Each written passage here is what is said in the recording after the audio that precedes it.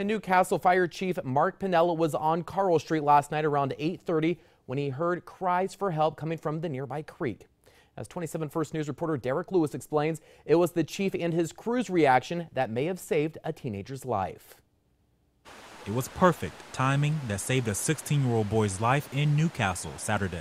Our chief was actually getting ready to leave when he was driving down the road with his window down, and he heard the kid screaming for help. The screams were from a desperate teen who went out into Big Run Creek and was in danger of being swept away.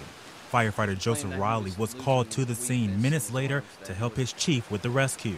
He was complaining that he was losing weakness in his arms, that he wasn't going to be able to hold on much longer. The boy was hanging on to this tree that had fallen in the creek. If the tree wasn't there, he probably wouldn't have had anything to grab onto, and with how fast the water was moving, there was no way he could have held on to anything else, and he would have been floating down the river.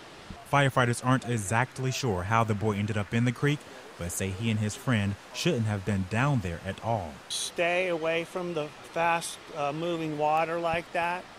When you're 16 years old, you kind of feel invincible, like nothing's going to happen. Assistant Chief David Joseph says the water is deceiving.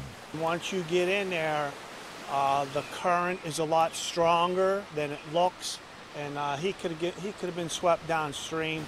Luckily, the chief heard calls for help. While Joshua is happy to have saved a life, he lost something important to him. I lost my wedding ring in the attempt to get him.